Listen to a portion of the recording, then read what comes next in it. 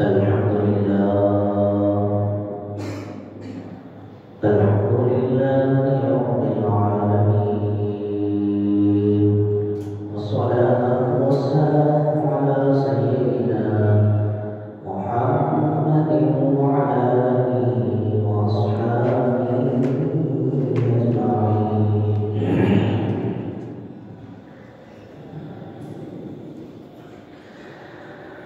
أما بعد فأعوذ بالله من الشيطان الرجيم. بسم الله الرحمن الرحيم. والذي جاء بالصدق وصدق به أولئك هم المتقون.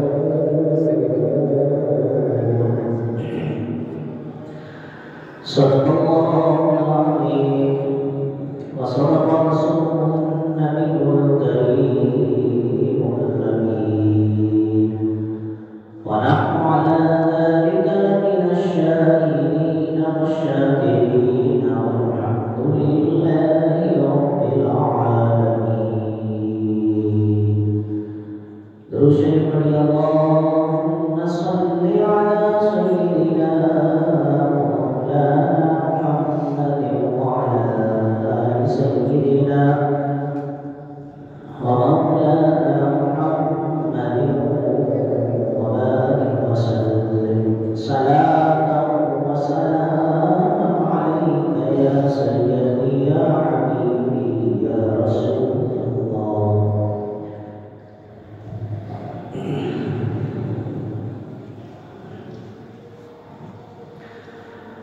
حمد و صلاة لله میرے نہایت واجب الاحترام سامعین کرام، بزرگوں، دوستوں، ہمارے ساتھیوں، مجبندہ ناچیز نے جو آپ حضرات کے سامنے آیت کریمہ پڑھنے کا شرف حاصل کیا ہے، اللہ رب العزت کی بارگاہ میں دعا ہے کہ اللہ مجھے سچ اور حق بولنے کی توفیق عطا فرمائے، اور ہم سب کو اس کو سن کر اس پر عمل کرنے کی اور ثابت قدم رہنے کی توفیق عطا فرمائے۔ حضرات گرامی، پچھلے جمعے ہم نے شان صدیق اکبر رضی اللہ تعالیٰ عنہ، فضیلت صدیق اکبر رضی اللہ تعالیٰ عنہ کے حوالے سے گفتگو کی تھی۔ انشاءاللہ آج کا جمعہ بھی یہ اسی کی ایک کڑی ہے، یعنی آج بھی ہم حضرت ابوبکر صدیق رضی اللہ تعالیٰ عنہ کے مقام صدیق رضی اللہ تعالیٰ عنہ کے حوالے سے گفتگو کریں گے کہ صدیق اکبر کا مقام کیا ہے، صحابہ کی نگاہ میں مقام کیا ہے، اور آقا کی نگاہ میں کیا مقام ہے، اور نگاہ الوہیت میں صدیق اکبر کا کیا مقام ہے۔ اس حوالے سے انشاءاللہ گفتگو کی جائے گی۔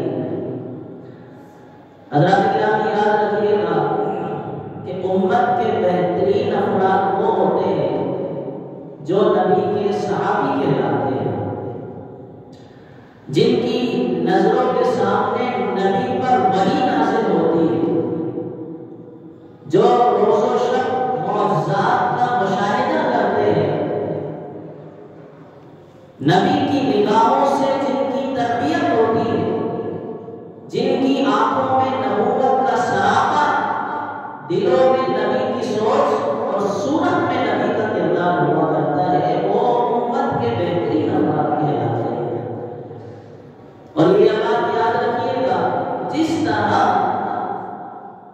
حضور علیہ السلام گروہ انبیاء میں اپنا ثانی نہیں رکھتے ہیں، اسی طرح حضور کے صحابہ بھی دیگر صحابہ کرام میں اپنا ثانی نہیں رکھتے، یعنی حضور کے جو صحابی ہیں اور پچھلی امتوں کے نبیوں کے جو صحابی ہیں، تو حضور کے صحابہ کی مثال دیگر انبیاء کے صحابہ میں نہیں دکھائی دیتی ہے۔ آپ دیکھ لیجئے، غور کیجئے کہ ایک تو حضرت عیسیٰ علیہ السلام کے صحابہ تھے جنہوں نے چند روپے کے عوض اپنے نبی کی زندگی کا سودا کر لیا تھا، اور دوسری طرف ایک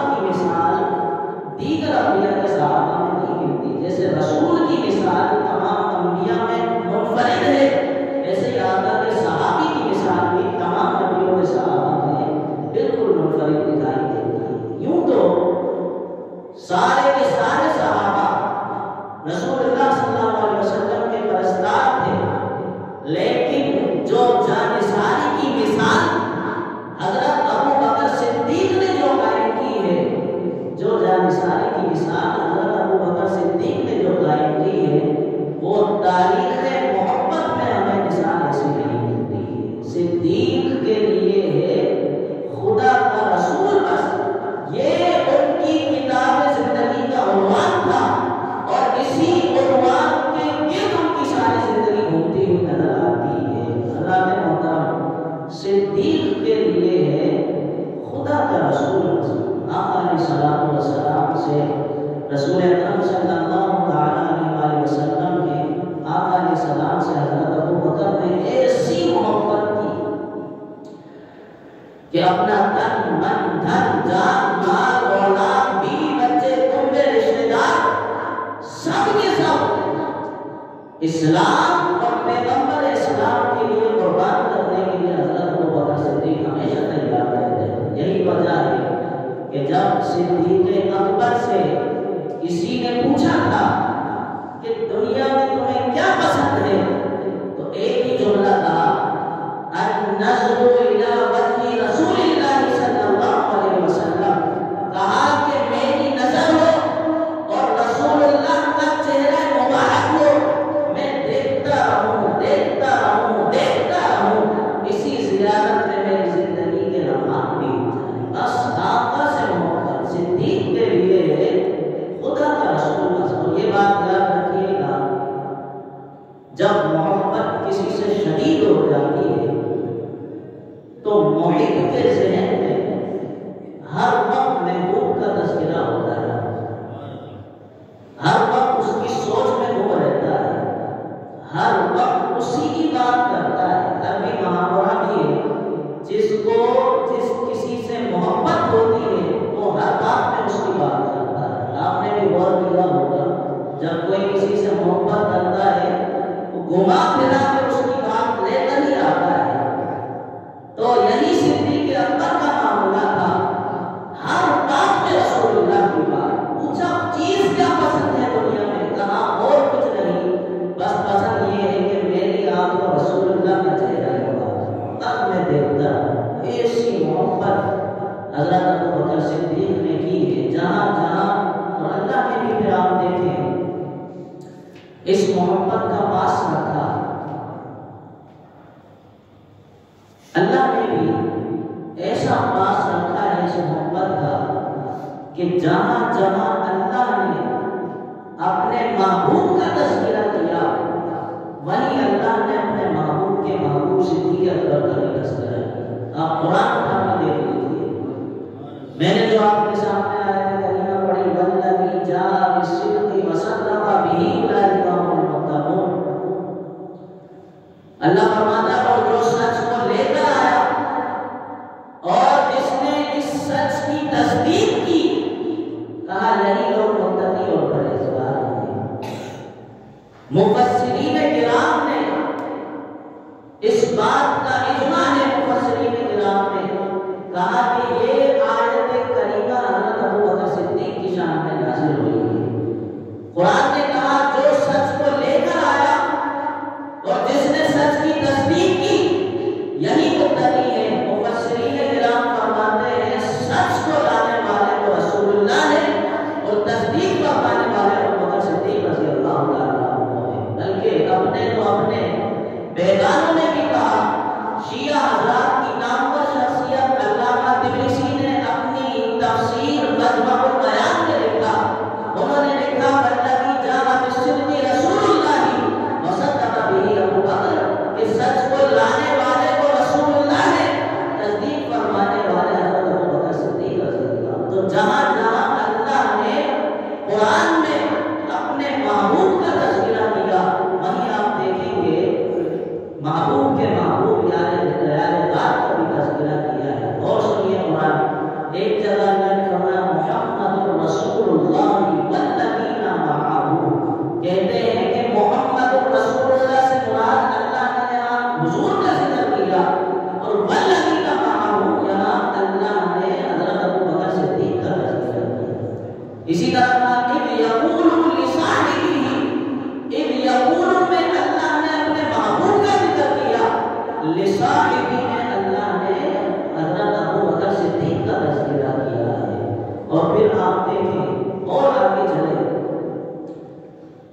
اللہ نے اپنی کسی مصلحت کے خاطر حضور سرور عالم و عالم صلی اللہ علیہ وسلم پر وحی کا سلسلہ موقوف کر دیا. کوئی مصلحت تھی، وحی روک دی.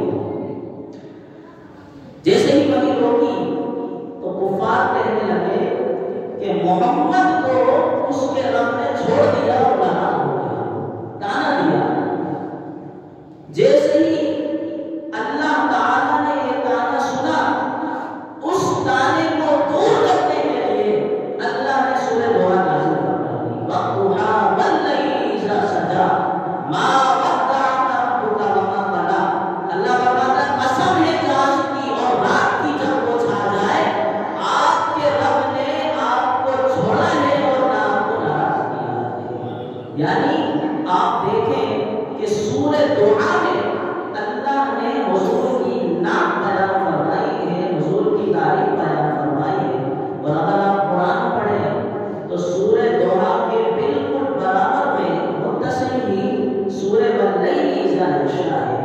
تو اللہ نے سورہ دوحہ میں تو حضور کی نام بیان فرمائی، لیکن اسی کے ساتھ جو سورت ہے اس میں اللہ نے حضرت ابو بکر صدیق کی منقبت بیان فرمائی. یہاں بھی ساتھ ساتھ رکھا، سورت میں بھی ساتھ رکھا. ایک سورت میں حضور کا ذکر، اس کے ساتھ ہی سورت میں حضرت ابو بکر صدیق کا ذکر ہو رہا ہے. اور وہ کیا ہے؟ جب حضرت ابو بکر صدیق نے حضرت بلال کو ایک بھاری رقم دے کر خریدا اور خرید کر کے حضور کی بارگاہ میں لائے اور عرض کیا یا رسول اللہ، یہ ابو بکر بھی آپ کا غلام ہے، بلال بھی آپ کا غلام ہے، قبول فرمائیے. تو جب آپ نے یہ کیا تو کفار کہنے لگے لگتا ہے حضرت بلال کا ابو بکر پر کوئی بہت بڑا احسان ہے، تبھی تو اتنی بھاری قیمت میں خرید کر اسے آزاد کیا ہے. بس یہ تانا دینا تھا. اس تان کو دور کرنے کے لیے اللہ نے سورہ لیل میں ارشاد فرمایا وَمَا لِأَحَدٍ عِندَهُ مِن نِّعْمَةٍ تُجْزَىٰ إِلَّا ابْتِغَاءَ وَجْهِ رَبِّهِ الْأَعْلَىٰ وَلَسَوْفَ يَرْضَىٰ. اللہ فرماتا ہے کہ تم بلال کی بات کرتے ہو، ارے اس روئے زمین پر کوئی شخص ایسا ہے ہی نہیں جس نے ابو بکر صدیق پر کوئی احسان کیا. دیکھیں فوراً تانے کا جواب اللہ نے دیا. تم بلال کو کہتے ہو کہ اس نے کوئی احسان کیا ہوگا؟ کہا نہیں نہیں، اس روئے زمین پر کوئی ایسا ہے ہی نہیں جس نے ابو بکر صدیق پر کوئی احسان کیا ہو. کہا کہ ابو بکر نے یہ نیکی تو صرف اللہ کی رضا کے حاصل کرنے کے لیے کی ہے، اور عنقریب وہ اللہ اس سے راضی ہے، وَلَسَوْفَ يَرْضَىٰ، وہ راضی ہوگا. تو ان دونوں سورتوں کا اگر آپ مطالعہ کریں، سورہ دوحہ اور سورہ لیل، تو معلوم ہوتا ہے کہ اللہ تعالیٰ حضور کے بارے میں بھی کوئی اعتراض نہیں سن سکتا اور صدیق اکبر کے بارے میں بھی کوئی اعتراض نہیں سن سکتا. سورہ دوحہ میں اللہ تعالیٰ نے حضور علیہ السلام سے اعتراض کو اٹھایا، تو سورہ لیل میں ابو بکر سے کفار کے تان کو دور کیا. دونوں کا اعتراض اللہ نہیں سن سکتا ہے. وہاں حضور کی عزت افزائی کرتے ہوئے فرمایا وَلَسَوْفَ يُعْطِيكَ رَبُّكَ فَتَرْضَىٰ، تو یہاں سورہ لیل میں ابو بکر کی شان بڑھاتے ہوئے فرمایا وَلَسَوْفَ يَرْضَىٰ، دونوں کی تعریف بیان کی. تو سورہ لیل ابو بکر کی منقبت پر ختم ہو رہی ہے. سورہ لیل اگر ختم ہو رہی ہے وَلَسَوْفَ يَرْضَىٰ، ابو بکر کی منقبت پر سورہ لیل ختم ہوئی تو اس کے فوراً بعد سورہ دوحہ حضور کی نام سے شروع ہو جاتی ہے. تو اس طرف یہ اشارہ ہے کہ جس طرح ان دونوں کی فضیلتوں میں کوئی بیان میں کوئی فاصلہ نہیں ہے، اسی طرح ان دونوں کی ذات کے درمیان بھی کوئی حائل نہیں، کوئی فاصلہ نہیں ہے. اللہ تعالیٰ ان کی محبت کا ایسا پاس رکھتا ہے کہ جہاں بھی اپنے محبوب کا ذکر کرتا ہے وہاں محبوب کے محبوب کا بھی ذکر فرما رہا ہے. اب آئیے ہم دیکھتے ہیں صحابہ کی نگاہ میں ابو بکر کا کیا مقام ہے.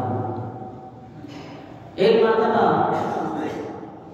حضور صلی اللہ تعالی علیہ وسلم نے صحابہ نے فرمایا، سارے صحابہ بیٹھے تھے، آقا نے فرمایا اللہ تعالیٰ نے ایک بندے کو دنیا اور آخرت کے درمیان اختیار دیا ہے کہ چاہے وہ دنیا قبول کر لے یا وہ آخرت قبول کر لے۔ بس حضور نے فرمایا ہے، کہتے ہیں کہ حضرت ابو بکر صدیق کے سنتے ہی زار و قطار ہونے لگے۔ اور آپ دیکھیں ایک چھوٹی سی بات ہے، آقا نے کیا فرمایا کہ اللہ نے ایک بندے کو دنیا اور آخرت کا اختیار دیا ہے، چاہے وہ دنیا قبول کر لے چاہے آخرت اختیار کر لے، تو اس بندے نے آخرت اختیار کر لی۔ بس یہ کہا، حضرت ابو بکر صدیق یہ سنتے ہی رونے لگے۔ حضرت ابو سعید خدری کہتے ہیں میں نے سوچا آخر انہیں اس بات میں رونے کی کیا ضرورت ہے، کیوں رو رہے ہیں؟ کہتے ہیں یہ بات تو ہمیں بعد میں پتہ لگی کہ آقا علیہ السلام جو فرما رہے تھے ایک بندے کو اللہ نے اختیار دیا ہے، وہ ایک بندے سے مراد حضور خود تھے۔ یعنی حضور یہ فرما رہے تھے کہ اللہ نے مجھے دنیا اور آخرت دونوں کا اختیار دے دیا، تو میں نے آخرت کو اختیار کر لیا، یعنی اب میرے رخصت کا وقت ہو چکا ہے۔ تو کہتے ہیں اس وقت تو ہمیں سمجھ نہ آیا، لیکن اس وقت ابو بکر صدیق سمجھ چکے تھے، اس لیے وہ زار و قطار ہو رہے تھے۔ تو حضرت ابو سعید خدری کہتے ہیں اس سے پتہ چلتا ہے کہ صحابہ میں سب سے بڑے کوئی عالم تھے تو ابو بکر صدیق رضی اللہ عنہ، کہ وہ حضور کی ایک ایک چیز پہ نگاہ رکھتے تھے اور حضور کی بات کو فوراً سمجھ جایا کرتے تھے، سب سے بڑے۔ اسی طرح رسول اللہ کی نگاہ میں ابو بکر صدیق کا مقام کیا ہے؟ حضرت حضور ایک مرتبہ بنو عمرو بن عوف میں صلح کرانے کے لیے تشریف لے گئے، تو کہتے ہیں عصر کی نماز کا وقت آ گیا، لیکن حضور عصر میں تشریف نہ لا سکے، صلح کرانے گئے تھے، تشریف نہ لائے، تو حضرت بلال نے حضرت ابو بکر کے پاس حضرت بلال آئے اور آپ سے درخواست کی کہ حضور تو تشریف نہیں لا سکے، تو آپ ایسا کریں آپ کی نماز پڑھا دیں، عصر کی نماز آپ پڑھا دیں۔ بخاری شریف میں تو حضرت بلال کی اس درخواست پر غور کریں تو پتہ یہ چلتا ہے کہ صحابہ تو ایک سے بڑھ کر ایک اس وقت موجود تھے، لیکن اگر امامت اور قیادت کے لیے صحابہ کی نظر کسی شخص پہ پڑتی تھی تو وہ صدیق اکبر رضی اللہ عنہ، کہا حضور نہیں آئے آپ امامت فرما دیجیے۔ تو یہ حضرت ابو بکر صدیق کا مقام ہے۔ اور حضرت عبداللہ بن عمر کہتے ہیں کہ ہم ابو بکر کے برابر کسی کو بھی نہیں سمجھتے، یعنی انبیاء کے بعد ابو بکر کے برابر ہم کسی کو بھی نہیں سمجھتے تھے۔ کہتے ہیں کہ ہم رسول اللہ کے زمانے میں کہا کرتے تھے کہ اس امت میں سب سے افضل ابو بکر صدیق رضی اللہ عنہ۔ رسول کے زمانے میں بھی یہ بات تھی کہ آقا علیہ السلام کے بعد انبیاء کے بعد کسی کا درجہ ہے تو وہ درجہ صدیق ہے۔ اس لیے آپ دیکھیں جب خطبہ پڑھا جاتا ہے تو ہم کہتے ہیں افضل البشر بعد الانبیاء تحقیق امیر المؤمنین ابی بکر صدیق رضی اللہ عنہ۔ انبیاء کے بعد سب سے افضل ترین کوئی شخصیت ہے عبداللہ بن عمر کہتے ہیں تو وہ حضرت ابو بکر کی ذات مبارکہ ہے۔ اور محمد بن حنفیہ کہتے ہیں، یہ حضرت علی کے ہی بیٹے ہیں، یہ بھی محمد بن حنفیہ، یہ کہتے ہیں میں نے اپنے والد یعنی حضرت علی سے پوچھا کہ حضرت محمد مصطفیٰ کے بعد امت میں سب سے افضل کون ہے، تو حضرت علی کا بھی یہی جواب تھا، حضرت ابو بکر صدیق رضی اللہ عنہ۔ یہ ہے مقام حضرت ابو بکر صدیق کا۔ اور حضور کو ابو بکر کی اس قدر ابو بکر حضور کو عزیز تھے کہ اگر کسی موقع پر ابو بکر نماز پڑھا رہے ہوتے، حضور نہیں آئے اور حضرت ابو بکر نماز پڑھا رہے ہوتے اور حضور بعد میں آ کر نماز میں ملتے تو حضور کی بھی یہی خواہش ہوتی کہ ابو بکر کی ابتدا میں ہی نماز پڑھتے۔ اتنا بڑا مقام ہے حضور کی خواہش، لیکن حضرت ابو بکر پیچھے ہٹتے بھی تو حضور منع فرماتے، یعنی ابو بکر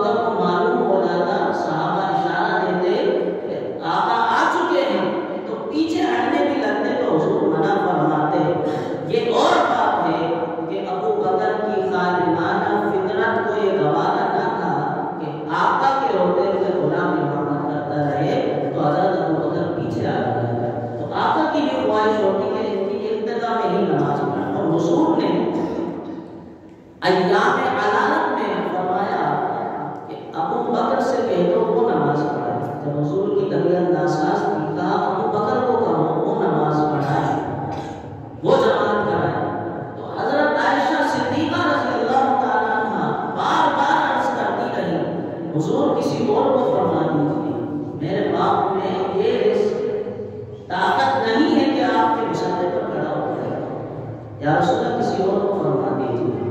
وہ بار بار کہتی نہیں، لیکن حضور ہر بار یہی فرماتے کہ ابو بکر نماز پڑھے، ابو بکر نماز پڑھے۔ اس بحث اور تکرار سے یہ امر بہرحال واضح ہو جاتا ہے کہ حضور نے یوں ہی سہمت یا اتفاقاً حضور نے ابو بکر کا نام نہیں لیا کہ طبیعت ناساز کی زبان سے نکل گیا ہو کہ ابو بکر کو کہہ دو نماز پڑھائے، کہا بار بار کہتے، حضرت عائشہ منع کرتی، حضور بار بار نام لیتے ابو بکر کا، تو اس سے یہ پتہ چلتا ہے کہ پورے استقلال اور پورے اعتماد کے ساتھ حضور نے ابو بکر صدیق کا انتخاب کیا تھا۔ تو اب وہ یہ نہیں کہہ سکتا کہ کیوں ہی زبان سے نام نکل گیا ہوگا، یہ بات واضح ہو چکی ہے کہ آقا بار بار حضرت ابو بکر صدیق کا نام لے رہے ہیں، اور یہ بھی ظاہر ہو گیا اس سے کہ جو شخص صحابہ میں سب سے زیادہ امامت کا اہل ہے وہ حضرت ابو بکر صدیق ہے، بلکہ آقا نے خود اس کی تصریح بھی حدیث میں فرمائی۔ حدیث سنیے، آقا علیہ السلام نے فرمایا جس جماعت میں ابو بکر ہو اس میں ابو بکر کے سوا اور کوئی شخص امامت کے لائق نہیں ہو سکتا، جس میں ابو بکر ہو اور کوئی امامت کے لائق نہیں ہو سکتا۔ ایک اور مرتبہ آقا نے فرمایا وَيَأْبَى اللَّهُ وَالْمُؤْمِنُونَ إِلَّا أَن يَكُونَ أَبَا بَكْرٍ۔ آقا نے فرمایا کہ اگر ابو بکر کے سوا کسی اور کو امام بنایا گیا تو یہ نہ اللہ کو پسند ہے نہ مومن کو پسند ہے، یعنی حضرت ابو بکر ہے تو وہی امامت کے لائق ہے، اس کے علاوہ کوئی امامت نہیں۔ اور دیکھیں حضور سے کسی شے کے ثبوت کے لیے تین طریقے ہوتے ہیں۔ جب بھی حضور سے ہم کوئی چیز ثابت کرتے ہیں اس کے تین طریقے ہیں، یا تو قول سے، حضور کے قول سے ثابت کرتے ہیں کہ حضور نے یہ فرمایا کہ یہ کرنا چاہیے، یا فعل سے، حضور کے فعل سے ہم ثابت کرتے ہیں کہ آقا علیہ السلام نے ایسا کیا، اور تیسرا طریقہ حضور کی تقریر سے۔ تقریر وہ تقریر نہیں جسے ہم آپ کہیں کھڑے ہو کر کرتے ہیں، تقریر سے مراد یہ ہوتا ہے کہ حضور کے سامنے کسی نے کام کوئی کیا ہو، حضور نے اسے مقرر رکھا ہو، منع نہ فرمایا، یہ بھی حدیث کی قسم ہوتی ہے۔ حدیث اسی کو کہتے ہیں قول، فعل اور تقریر۔ تو کسی بھی چیز کے ثابت کرنے کے لیے تین طریقے ہوتے ہیں، حضور کا قول، حضور کا فعل اور حضور کی تقریر۔ لیکن آپ غور کریں، حضرت ابو بکر کی امامت کا حضور کو ایسا خیال ہے کہ آقا نے تینوں طریقے سے ابو بکر کی امامت کو ثابت کیا۔ آقا نے فرمایا کہ قول، سب سے پہلے قول فرمایا ابو بکر ہو جماعت میں تو کسی کو حق نہیں کہ ابو بکر کے علاوہ کوئی جماعت نہیں۔ قول اور فعل یہ ہے کہ ابو بکر کی ابتدا میں نماز آقا نے پڑھی، اور ایک مرتبہ عصر کی نماز پڑھی جب آپ صلح کرانے کے لیے بنو عمرو بن عوف میں صلح کرانے گئے، عصر کی نماز پڑھی، اور ایک مرتبہ ظہر کی ایام عدالت میں۔ ان دونوں مرتبہ ابو بکر حضور کی آہٹ پا کر پیچھے تشریف لے آئے، دونوں مرتبہ عصر میں اور ظہر۔ اور پیر کے دن صبح کی نماز کی دوسری رکعت حضور نے ایام عدالت میں ہی حضرت ابو بکر کی ابتدا میں پڑھی۔ تین نمازیں حضور نے حضرت ابو بکر کے پیچھے پڑھی، تین نماز۔ تو یہ حضور کا فعل سے بھی ثابت ہو رہا ہے حضرت ابو بکر کی امامت، اور تقریر ایسے کہ حضور کے ایام عدالت میں حضرت ابو بکر نے 17 نمازیں پڑھائی، 17 نمازیں پڑھائی ہیں، اور آپ نے ان کو مقرر رکھا، منع نہیں فرمایا۔ اس طرح حضور نے قول، فعل اور تقریر تینوں طریقے سے حضرت ابو بکر کی امامت کو مؤکد اور مقرر قرار فرمایا ہے۔ یہ آقا کی نگاہ میں حضرت ابو بکر صدیق کا مقام ہے۔ بلکہ ایک مرتبہ تو حضرت ابو بکر صدیق کہتے ہیں حضرت عمر سے میری کسی بات پہ رنجش ہو گئی۔ آقا کی بارگاہ میں حاضر ہوئے اور کہنے لگے یا رسول اللہ، حضرت عمر سے کسی بات پہ رنجش ہو گئی اور میں نے عمر سے معافی بھی مانگی لیکن عمر نے معاف نہیں کیا. تو حضور نے یہ سن کر 3 بار فرمایا کہ اللہ تمہیں معاف فرمائے, اللہ تمہیں معاف فرمائے. اللہ کہتے ہیں ادھر بعد میں حضرت عمر کو بھی ندامت ہوئی کہ کوئی غلطی ہوئی ہے. وہ حضرت ابو بکر کے گھر گئے, ابو بکر نہ ملے تو حضور کی بارگاہ میں آئے. تو جیسے ہی عمر فاروق حضور کی بارگاہ میں آئے اور حضور نے عمر فاروق رضی اللہ تعالیٰ عنہ کو دیکھا تو جلال میں آ گئے اور کھڑے ہو گئے. یہ دیکھ کر ابو بکر صدیق بھی حضور کا جب رنگ متغیر ہو گیا, جلال میں آ گئے, تو حضرت ابو بکر صدیق بھی خوفزدہ ہو گئے اور فوراً عرض کر دی حضور غلطی میری ہی تھی, آپ عمر کو کچھ نہ کریں. غلطی میری ہی تھی, میں نے زیادتی کی تھی, عمر کو کچھ نہ. لیکن اس کے باوجود حضور نے کیا فرمایا؟ حضور نے فرمایا مجھے اللہ نے رسول بنا کر بھیجا ہے, پھر تم ہی وہ لوگ تھے جنہوں نے مجھے جھٹلایا. حضرت عمر فاروق سے کہا مجھے جب رسول بنا کر بھیجا سب سے پہلے تم وہ لوگ تھے مجھے جس نے جھٹلایا, اور جس نے میری تصدیق کی وہ کوئی اور نہیں, وہ یہی ابو بکر صدیق رضی اللہ عنہ. فرمایا جنہوں نے اپنی جان سے میری غم گساری کی اور اپنے مال سے میری مدد جس نے کی تھی وہ کوئی نہیں, وہ صدیق اکبر رضی اللہ تعالیٰ عنہ ہے. پھر دوبارہ فرمایا کیا اب تم میرے اس صاحب کو چھوڑنے لگے ہو؟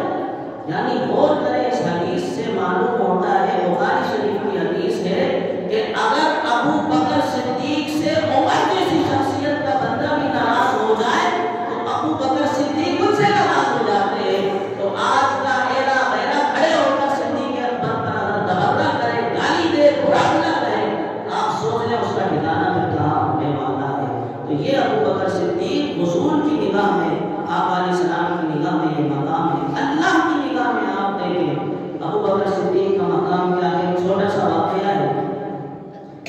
کہتے ایک مرتبہ رسول اللہ صلی اللہ علیہ وسلم نے انگوٹھی دی, کہا ہے ابو بکر اس پر اللہ کا نام لکھوا کر لے آؤ.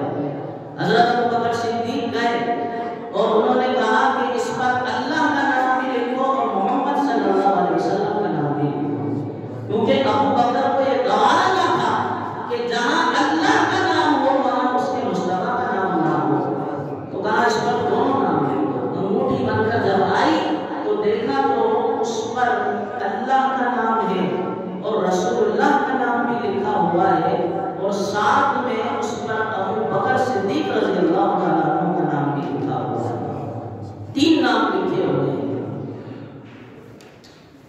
آقا علیہ السلام نے ارشاد فرمایا کہ ابو بکر میں نے تو کہا تھا کہ اللہ کا نام لکھوا دو, تم نے میرا نام بھی لکھوا دیا, ساتھ میں اپنا بھی لکھوا دیا. عرض کی یا رسول اللہ آپ کا نام تو میں نے خود لکھوایا ہے, کیونکہ ہم نے جب نماز پڑھی, کلمہ پڑھا, اذان پڑھی, قرآن پڑھا, جہاں جہاں اللہ کا نام دیکھا ساتھ میں آپ کا نام بھی دیکھا, تو ہماری محبت کو تو یہ گوارا نہ ہوا کہ اللہ کا نام ہو اور اس کے محبوب کا نام نہ ہو. تو آپ کا نام میں نے لکھوایا ہے, لیکن یا رسول اللہ خدا کی عزت کی قسم میرا نام اس پر کہاں سے آ گیا یہ میں نہیں جانتا.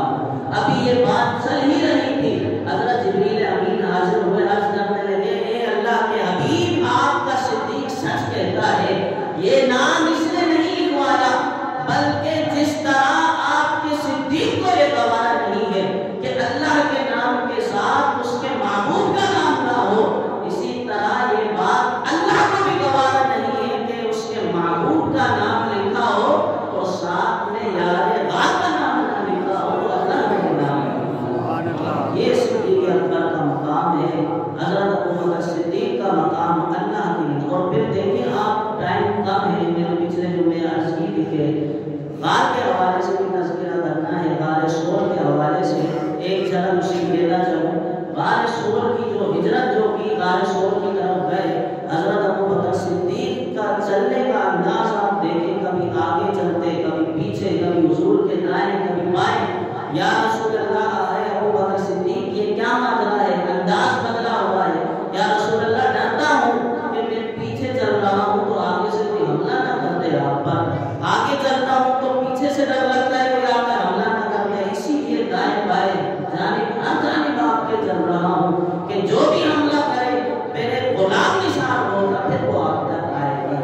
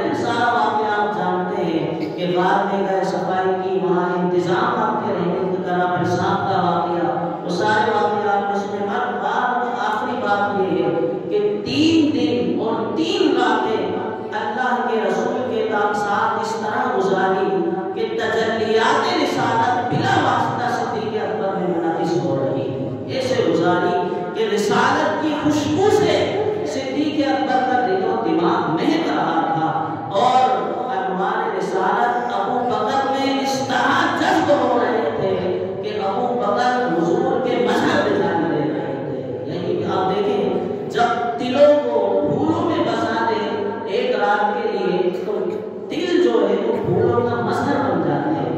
جب اس کا تیل نکالا جائے تو پھول کی خوشبو آتی ہے. تو ایک رات بسانے سے تل پھول کا مظہر بن جاتے ہیں. تو جس نے 3 دن اور 3 راتیں حضور کے ساتھ گزاری ہو نہ آتا کا مظہر. یہی وجہ ہے جب مدینے پہنچے تھے تو مدینے والے دھوکہ کھا گئے تھے کہ ان میں آقا کون ہے اور غلام کون ہے. اب ہوا یہ تھا کہ مدینے اس شان سے پہنچے چہرہ ابو بکر کا تھا جمال اس میں رسول اللہ کا دکھائی دیتا. آمد رسول اللہ کی تھی چاند ڈھال رسول اللہ ابو بکر کی دکھائی دے رہی تھی. گفتار رسول اللہ کی تھی انوار رسول. ایسا لگتا تھا حضور اپنے ساتھ آئینہ لے کر چل رہے ہیں. اب جب لوگوں کو اشتباہ ہوا کہ آقا کون ہے غلام کون ہے لوگ حضرت ابو بکر کو رسول اللہ سمجھ کر ملنے لگے. حضرت ابو بکر سمجھ گئے تو انہوں نے اپنی چادر لی اور حضور پر سایہ کر دی تاکہ لوگوں کو پتہ لگ جائے کہ اصل یہ ہے عکس میں ہوں آقا یہ ہے غلام میں ہوں. یہ دیکھیں اور محبوب محبت کا آخری مرحلہ رہی ہے کہ محب محبوب کی ذات میں اس طرح سما جائے کہ سب کچھ محبوب کی طرح ہو جائے. روح جمال کمال ادا محب سب کچھ. اور یہ حضرت ابو بکر صدیق نے کر کے دکھایا. آخر میں جب آپ کا وصال ہوا ہے آپ نے کہا کہ حضرت علی کو وصیت کی جب میرا وصال ہو جائے مجھے اسی برتن سے غسل دینا جس سے آقا کو تم نے غسل دیا تھا. اور کفن دفن کرنے کے بعد رسول اللہ کے بارگاہ میں لے جانا روزے پر رکھ دینا اور کہنا السلام علیکم یا رسول اللہ ھذا ابو بکر یستاذن. یا رسول اللہ یہ ابو بکر حاضر ہے آپ کا غلام آپ سے اجازت چاہتا ہے. اجازت مل جائے تو حضور کے پاس دفنا دینا نہ ملے تو جنت البقیع میں لے جانا. کہا حضرت علی نے مختصر یہی کیا لے کے گئے اور کہا السلام علیکم یا رسول اللہ ھذا ابو بکر یستاذن. ابو بکر آیا ہے آپ کا صحابی ہے آپ کا ساتھی ہے اجازت طلب کرتا ہے. حضرت علی کہتے ہیں ابھی بات مکمل ہی کی تھی ہم نے دیکھا کہ دروازہ جو ہے روزے کا وہ کھلا ہے اور کہتے ہیں دروازہ کھلا اور آواز آئی ادخل الحبیب الی الحبیب. محبوب کو محبوب سے کہا بس ہم نے آقا کے ساتھ ہی ہم کو دفن کیا بالکل برابر میں ہی. کہتے ہیں کہ ویر نصیر الدین نام آتے ہی ابو بکر عمر کا لب پر نام آتے ہی ابو بکر و عمر کا لب پر تو بگڑتا ہے وہ پہلو میں چھپائے پہلو میں سنائے. آقا سے حضور سے ابو بکر سے بگڑنے والے یاد رکھ کہ اللہ کے رسول نے ہمیں اپنے پاس جگہ دی ہے. نہ صرف جگہ دی جب حضور کے ہر وقت یہ ساتھی رہے سفر حضر جنگ امن بچپن ہو جوانی بڑھاپا ہر وقت ساتھ رہے. اللہ نے سمجھ یہ دیا کہ حصہ بھی ساتھ عطا فرمایا اور آقا نے خود فرمایا کل بروز قیامت محشر میں اور ابو بکر اپنی قبر سے ایک ساتھ اٹھیں گے اور ایک ساتھ چلنا